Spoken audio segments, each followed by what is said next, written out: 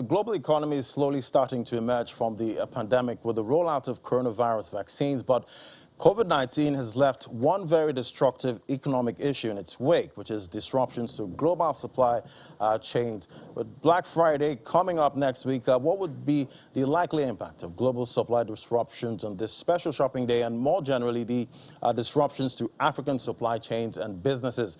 Let's bring in Ted George now, founder and chief narrative officer at Cleos Advisory UK. Great to have you on the program. Thanks for having me back. It's good to be here.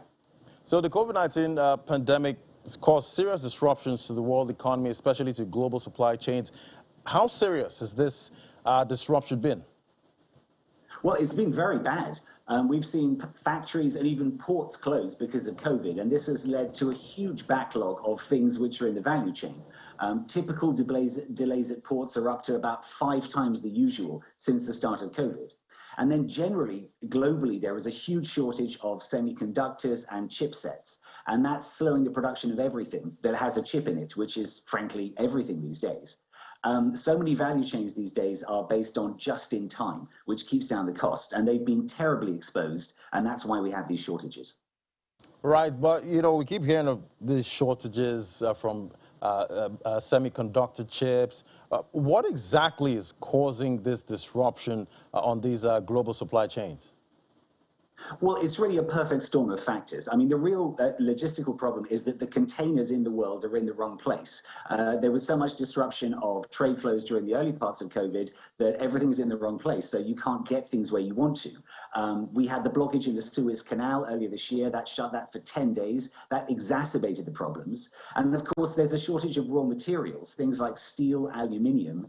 That's because China has actually shut down quite a large number of polluting factories. And so all of these factors are coming together.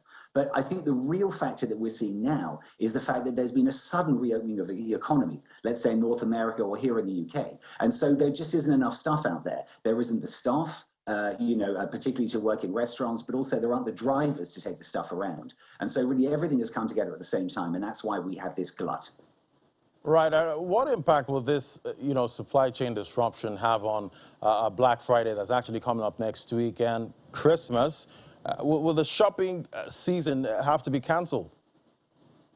Well, no, gladly not. I mean, even today in the UK, for example, they launched Black Friday week. So the shopping season is definitely opened. I think overall the goods will be there, but you may not be able to get the model that you want. If you want a PlayStation 5, you may not get the price you want. You may not get it when you want it.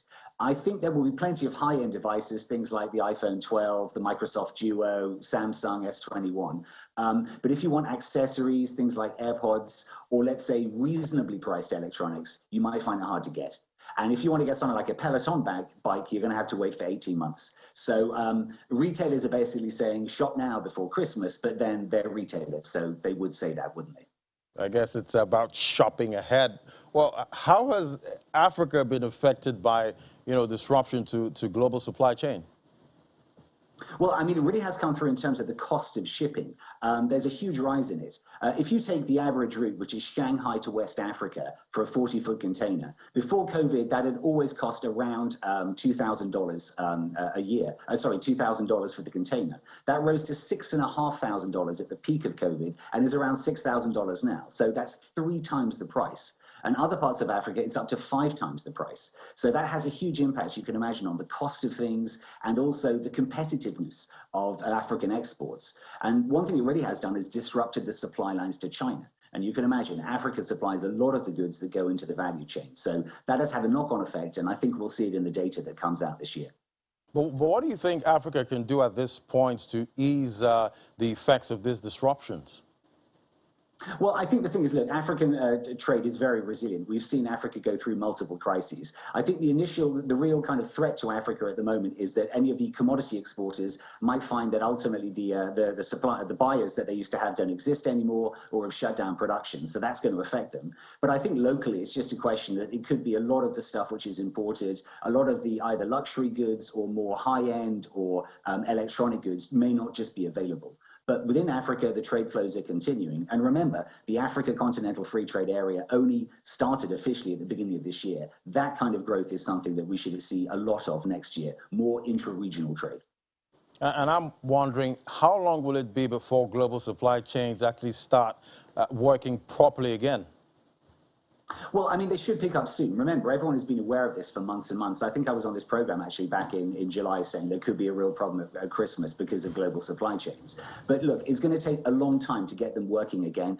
The population has to be coaxed back into working in all these different parts of the supply chain to get it moving. So I think it means some costs are going to rise further. That means prices will rise.